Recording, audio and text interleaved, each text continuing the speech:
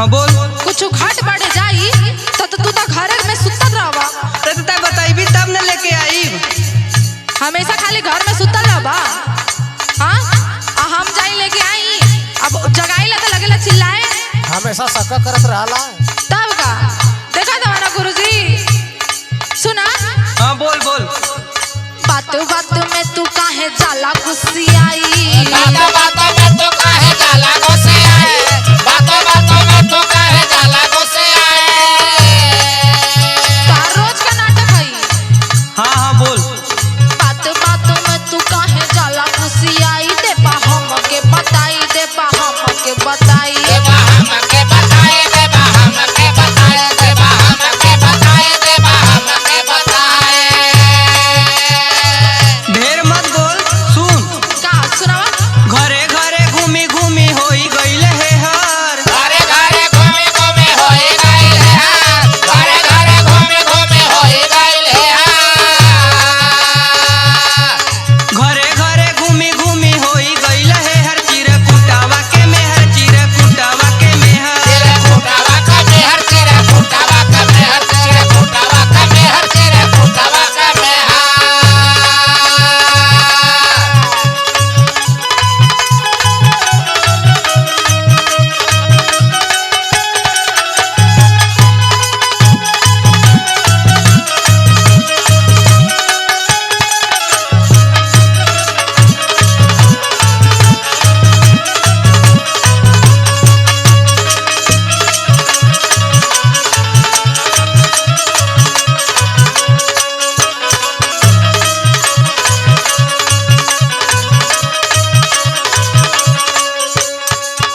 सुना। हाँ बोल बोल। कोनो काम करे के रहेला तो करेला तो ना। हम करीला तो हम कहीं जाइब ना। कहीं का घर का काम होला। कहीं हर लियावा कहीं हौ लियावा। कुल चीज हमारी देखिला। ऐसा घूमबी देखत है चिरकुटवा वो ऐसा घूमत है। देखे कितना बवाल भयल रहा। अच्छा वो तो बिना कामे के घूमत रहलिया। अरे तोके काम रहे तो माई बा ना काहे तक टेंशन लेत है। तोके ज्यादा टेंशन बा। तो हर माई आधी दूर चले ले तो कहली आई रे माई हमार कमरिया दुखात हिया तो का करी। अरे तो थोड़ा उनके शरीर पर भी ध्यान देना। अच्छा हो। सुना। घरे घरे सब ही के इहे बाटे खेला। घरे घरे सब ही कही है बात खेला। घरे घरे सब ही कही है बात खेला। आए तने ना। हाँ बोल। आपस में सब लोग करेला झमेला। आपस में सब लोग करेला झमेला। आपस में सब लोग करेला झमेला। घरे घरे सब ही के इहे बाटे खेला। आपस में सब लोग